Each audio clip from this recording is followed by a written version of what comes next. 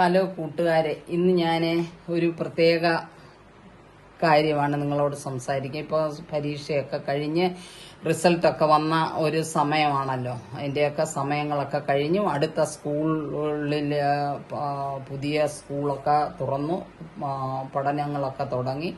അപ്പോൾ അങ്ങനെയൊക്കെ ഇരിക്കുന്ന സമയത്ത് ഞാൻ എൻ്റെ കുട്ടിയിൽ നിന്ന് തന്നെ തുടങ്ങാം.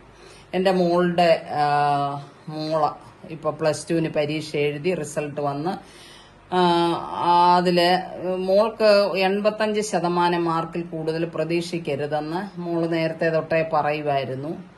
ഞങ്ങൾ അതിൽ കൂടുതൽ അവളിൽ നിന്ന് പ്രതീക്ഷിക്കുന്നുമില്ല. കാര്യം അവൾ നല്ല കഴിവുള്ള ഒരു കുട്ടിയാണെന്ന് ഞങ്ങൾ നേരത്തെ തന്നെ തിരിച്ചറിഞ്ഞു. നല്ലൊരു സ്വഭാവത്തിൻ്റെ ഉടമയുമായിട്ടാണ് വളർന്നു വരുന്നതും. അപ്പം നമ്മൾ ആ പരീക്ഷാകാലവും അതിന് ഇച്ചിരി മുമ്പും ഒക്കെ ആയിട്ട് മാനസികമായിട്ടുള്ള കുറച്ച് വിഷമങ്ങളിൽ ഒക്കെ ഉണ്ടായിരുന്നത് കൊണ്ട് മോൾക്ക് 80% മാർക്കാണ് കിട്ടിയത്. പക്ഷെ ഞങ്ങൾക്ക് ആർക്കും അതിനെക്കുറിച്ചൊരു വേവലാതിയോ ഞാൻ തന്നെ ആദ്യം വിളിച്ചു പറഞ്ഞു, മക്കളെ, മോന് വിഷമിക്കണ്ട, അത്രയും മാർക്ക് മതി, നമുക്ക് പുതിയ അഡ്മിഷന് വേണ്ടി അല്ലെങ്കിൽ നമുക്ക് വേറെ എന്തെങ്കിലും, ഇപ്പൊ അഡ്മിഷനൊക്കെ ആണല്ലോ ഏറ്റവും എല്ലാവരുടെയും മുമ്പിൽ നിൽക്കുന്ന പ്രശ്നം. അപ്പം ഞങ്ങൾ അതിനെക്കുറിച്ച് വിഷമിക്കുവോ കാര്യം. പക്ഷെ മോളുടെ ആഗ്രഹങ്ങളും കാര്യങ്ങളും വേറെ കഴിവുകളൊക്കെ അവള് സ്പോർട്സിലൊക്കെ ചെറുപ്പത്തിലേ ഉണ്ട്. തിരുവനന്തപുരത്താണ്. അപ്പോൾ ഒരുപാട് ആക്ടിവിറ്റീസിനൊക്കെ പറ്റിയ സ്കൂളും ഒക്കെ ആണ്. അപ്പം അങ്ങനെ ആയതുകൊണ്ട് മോള് സ്പോർട്സിലൊക്കെ ഉണ്ടായിരുന്നു. ചെറുപ്പം തൊട്ട് ജിമ്മിലൊക്കെ പഠിക്കുകയും ജിമ്മിൽ പോവുകയൊക്കെ ചെയ്യുന്ന ഒരു കുഞ്ഞായതുകൊണ്ട് അവള് ഇപ്പൊ ട്രെയിനറായിട്ട് ജിമ്മില് ജോലി ചെയ്തുകൊണ്ടിരിക്കുക. 18 വയസ്സുള്ള കുട്ടിയാണ്. ജോലി ചെയ്തുകൊണ്ട് 2 ജിമ്മിൽ ജോലി ചെയ്യുന്നുണ്ട്. അപ്പം അവളുടെ കഴിവുകൾ നമ്മൾ നേരത്തെ തന്നെ മനസ്സിലാക്കി ആ കുഞ്ഞിനെ നമ്മളെ ഇപ്പൊ ജിമ്മിൽ ജോലി ചെയ്യണമെന്നല്ല ഇനിയുള്ള ആഗ്രഹങ്ങളെങ്കിലും അവൾക്ക് ഉത്തരവാദിത്ത ബോധം നമ്മൾ ഉണ്ടാക്കി വെച്ചു കൊടുത്തു. കാര്യം അവളിൽ തന്നെ ഉണ്ടായിരുന്ന ഒരു സ്വഭാവം നമ്മൾ അവർക്ക് തടയിടാതെ ഇനിയിപ്പം കോളേജിലോട്ട് പോകുന്ന സമയത്താണെങ്കിലും ആ ജിമ്മിലെ ജോലി വിടുന്നില്ല.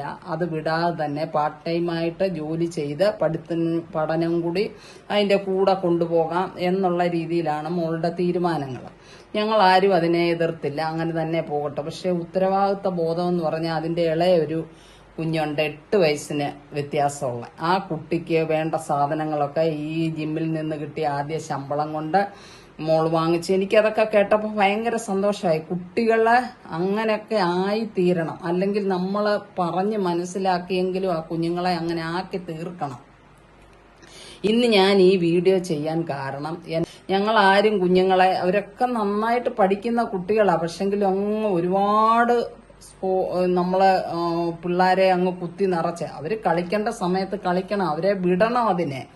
അവര് ഇപ്പം ഈ എന്റെ കുഞ്ഞുങ്ങളാണേലും ഈ 1 മാസക്കാലം ഇവിടെ ഉണ്ടായിരുന്നു. അവരെല്ലാം മണ്ണിൽ കളിച്ചു, അല്ലാതെ എല്ലാ രീതിയിലും കളിക്കുന്ന സമയത്തൊക്കെ അവരെ പിടിച്ച് നിർബന്ധിച്ച് സ്കൂളിലോട്ട് വിടുവോ അങ്ങനെയുള്ള കാര്യങ്ങളിലൊന്നും വിടാതെ തന്നെ അവർക്ക് കൊടുക്കേണ്ടതായിട്ടുള്ള കാര്യങ്ങളെല്ലാം നമ്മൾ കൊടുക്കണം. ഇല്ലെങ്കിൽ ഈ കുഞ്ഞുങ്ങൾ കുറച്ച് കഴിയുമ്പോൾ തിരിച്ച് നമ്മളോട് ക്വസ്റ്റ്യൻ ചെയ്യും, അമ്മ അന്ന് അങ്ങനെ എന്നെ പിടിച്ചു വെച്ചില്ലയോ, അങ്ങനെല്ലയോ.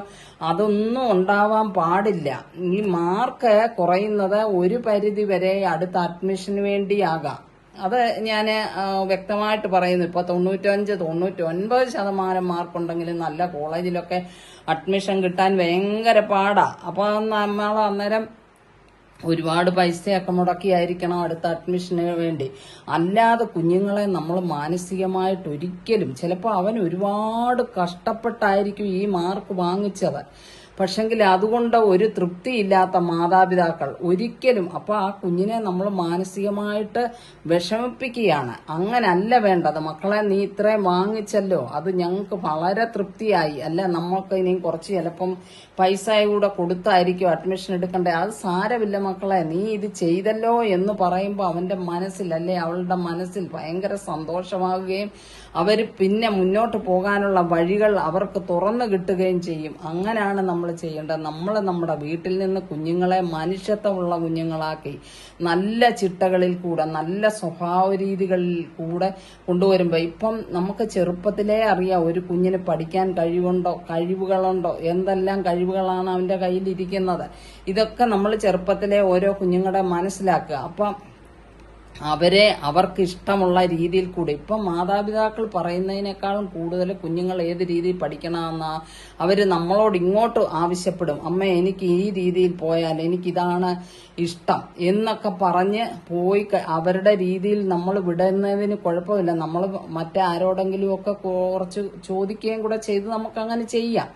പക്ഷെങ്കിൽ ഇങ്ങനെയുള്ള രീതിയിൽ അവരെ മാനസിക ബുദ്ധിമുട്ടുകൾ കുഞ്ഞുങ്ങളിൽ ഏൽപ്പിക്കാതെ അവരെ സന്തോഷത്തോടുകൂടി നമ്മൾ ഓരോ കാര്യങ്ങൾ ചെയ്ത് തീർത്തു കഴിഞ്ഞാൽ അവരെന്നും നമ്മുടെ ഒപ്പം നിൽക്കുകയും ചെയ്യും. എന്നും അവർക്ക് നമ്മളെ ഒരു സ്നേഹമുള്ള കുഞ്ഞുങ്ങളായിട്ട് അവരെ വളർത്തിക്കൊണ്ട് പോകാനും പറ്റും. നമ്മൾ ഒത്തിരി പിടിച്ച് ബുദ്ധിമുട്ടിച്ച് കുഞ്ഞുങ്ങളെ വിട്ട് കഴിഞ്ഞാൽ അവർ കുറച്ച് കഴിയുമ്പോൾ ഇപ്പോൾ ആൺപിള്ളേരായാലും പെൺപിള്ളേരായാലും കുറച്ച് കഴിയുമ്പോൾ അവർ നമ്മുടെ അടുത്തുനിന്ന് പോകും.